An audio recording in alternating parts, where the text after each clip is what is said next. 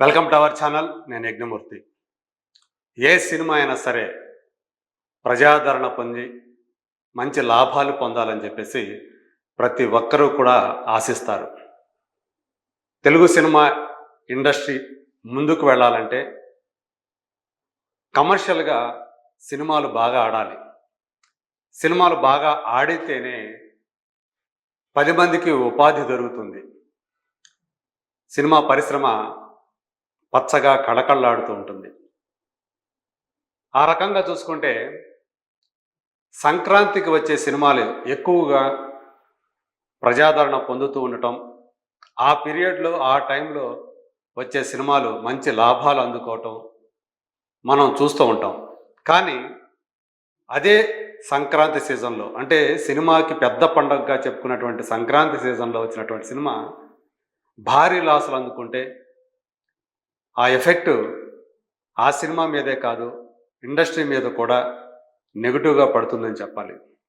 ఇప్పుడు ఈ లేటెస్ట్ సంక్రాంతి సీజన్లో రిలీజ్ అయినటువంటి ఒక సినిమా భారీ లాసుల దిశగా పెడుతూ ఉండటం నిర్మాతల్ని, బయ్యర్లని, డిస్ట్రిబ్యూటర్ని కలవర పెడుతూ ఉంది. అలాగే సినిమా ఇండస్ట్రీని కూడా ఏకంగా 100 కోట్ల మించి గేమ్ చేంజర్కి నష్టాలు వస్తాయని చెప్పేసి ట్రేడ్ వర్గాల వాళ్ళు అంచనా వేస్తున్నారు. ఇది నిజంగా కలవరాన్ని కలిగించే విషయమే. మన ఇండస్ట్రీలో 50 కోట్లు అంతకంటే ఎక్కువ నష్టాల్ని చవిచూసిన సినిమాలు కొద్ది సంఖ్యలు ఈ మధ్యకాలంలో ఎక్కువగానే ఉన్నాయని చెప్పాలి. ఫర్ ఎగ్జాంపుల్ ఒక స్పైడర్ తీసుకుంటే, అలాగే అంటే మహేష్ బాబు స్పైడర్ సినిమా కానివ్వండి, అలాగే పవన్ కళ్యాణ్ అజ్ఞాతవాసి కానివ్వండి, అలాగే ప్రభాస్ సినిమాలు ఒక సాహో కానివ్వండి, ఒక రాధేశ్యామ్ కానివ్వండి, ఒక ఆదిపురుష్ కానివ్వండి, ఇవన్నీ కూడా మోర్ దాన్ 50 crores నష్టాలను చవిచూసిన సినిమాలే. అలాగే చిరంజీవి సైరా నరసింహారెడ్డి, అలాగే భోలా శంకర్, ఇవి కూడా 50 అంతకంటే ఎక్కువ కోట్ల నష్టాన్ని చవిచూసిన సినిమాలు. ఈవెన్ ఆచార్య కానివ్వండి. విజయ్ దేవరకొండకు వచ్చేటప్పటికి లైగర్ సినిమా మోర్ దాన్ 50 crores లాస్ని మూట కట్టుకుందని చెప్పేసి ట్రేడ్ వర్గాల వాళ్ళు చెప్తూ ఉన్నారు. అలాగే గుణశేఖర్ ఎంతో ప్రతిష్టాత్మకంగా తెరకెక్కించినటువంటి సినిమా శాకుంతలం కూడా 50 కోట్లకు మించి నష్టాలు తీసుకొచ్చిందని చెప్పేసి చెప్తూ ఉన్నారు. ఈవెన్ మహానటుడు ఎన్టీఆర్ బయోపిక్గా 2 పార్టులుగా విడుదలైనటువంటి సినిమా, ఎన్టీఆర్ కథానాయకుడు, ఎన్టీఆర్ మహానాయకుడు కూడా 2 కలిపితే అవి కూడా 50 కోట్లకు మించినటువంటి లాసులు చవి చూశాయని చెప్పేసి ట్రేడ్ వర్గాలు చెప్తున్నటువంటి సమాచారం. అయితే ఇప్పుడు ఇవన్నీ కూడా 50 అంతకంటే ఎక్కువ నష్టాలు చవి చూశాయని చెప్పేసి మనం చెప్పుకుంటూ ఉన్నాం. కానీ వీటిలో 2 సినిమాలు మాత్రం 100 కోట్లు అంతకంటే ఎక్కువ నష్టాల్ని చవిచూడటం అనేది దురదృష్టకరమైన విషయం అని చెప్పాలి. మొదటగా 100 కోట్లకు మించినటువంటి నష్టాలు చవిచూసిన సినిమాగా నిలిచింది ప్రభాస్ హీరోగా నటించినటువంటి రాధేశ్యామ్. పూజా హెగ్డే హీరోయిన్గా నటించినటువంటి ఆ సినిమాని రాధాకృష్ణ కుమార్, జిల్ ఫేమ్ రాధాకృష్ణ కుమార్ డైరెక్ట్ చేసిన విషయం మనకు తెలుసు. ఆ సినిమా ఆల్మోస్ట్ 120 కోట్ల రూపాయల దాకా కూడా నష్టాన్ని చవిచూసిందని చెప్పేసి మనకి సమాచారం అందుతూ ఉంది. ఆ సినిమా మీద యాక్చువల్గా 202 కోట్ల రూపాయల పైనే బిజినెస్ అయినటువంటి ఆ సినిమాకి వచ్చినటువంటి షేరు 83 కోట్ల ప్లస్ అని చెప్పేసి ట్రేడ్ వర్గాల వాళ్ళు చెప్తున్నారు. అంటే మొత్తంగా చూసుకుంటే 119 కోట్ల 60 లక్షల రూపాయల దాకా అది లాస్ అయింది, దానికి లాస్ వచ్చింది. దాన్ని నమ్మి డిస్ట్రిబ్యూట్ చేసిన వాళ్ళు, దాన్ని కొన్న బయ్యర్లు అందరూ కూడా నిండా మునిగిపోవటం మనం చూసాం. ఇప్పుడు రాధేశ్యామ్ తర్వాత అదే బాటలో ఈ 100 కోట్ల లాస్ సినిమాలు ఇప్పుడు తాజాగా ఆ లిస్టులోకి వచ్చినటువంటి సినిమా గేమ్ చేంజర్గా చెప్తూ ఉన్నారు. యాక్చువల్గా ఇప్పటివరకు కూడా అంటే ఆ సినిమా విడుదలై 10వ తేదీ విడుదలైనటువంటి ఆ సినిమా ఇప్పటివరకు కూడా 12 రోజుల 12 రోజులు పూర్తి చేసుకుంది.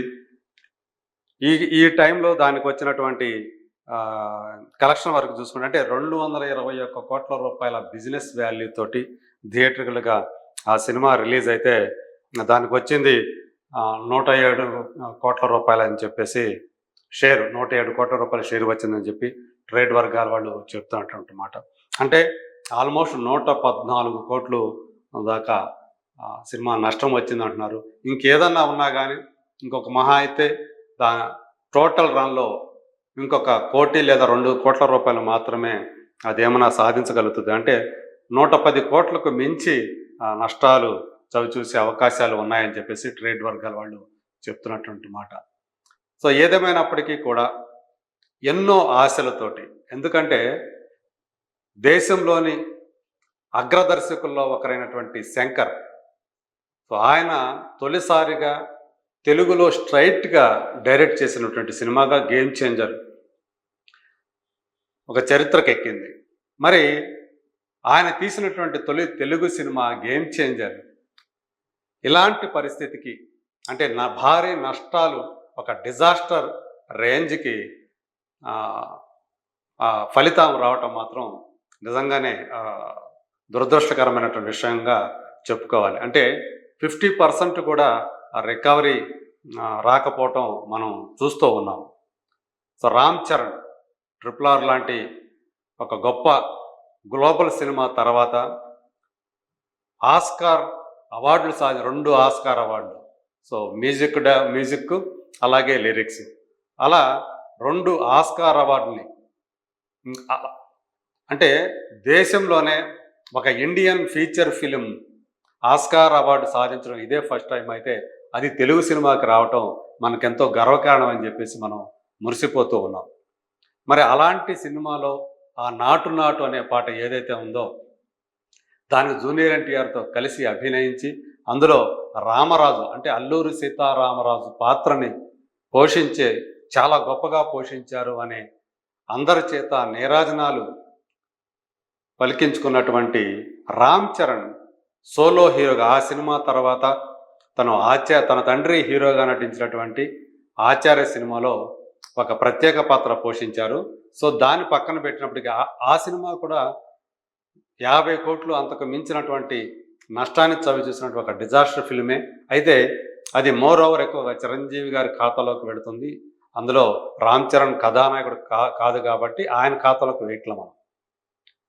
ఇప్పుడు గేమ్ చేంజర్ అనేది సో ఆయన ఆఫ్టర్ RRR సోలో హీరోగా ఆయన నటించినటువంటి ఫస్ట్ ఫిలిం. సో దాంతో ఆయన మన ముందుకు వచ్చారు. 350 కోట్ల నుంచి 400 కోట్ల రూపాయల భారీ బడ్జెట్తో తయారైనటువంటి ఆ సినిమా ఇలా థియేట్రికల్గా ఒక డిజాస్టర్గా నిలవటం అనేది ఎవరికైనా సరే బాధాకరమైనటువంటి విషయమే. దానికి ఆ సినిమా శంకర్ రూపొందించిన తీరు అది పైగా ఏంటంటే ఆ స్క్రీన్ ప్లే అది చాలా గ్రిప్పింగ్గా లేకపోవటం అనేది పెద్ద మైనస్గా మారింది. అదే ఈ సినిమా ఫేట్ని నిర్ణయించిందని చెప్పేసి చెప్పవచ్చు.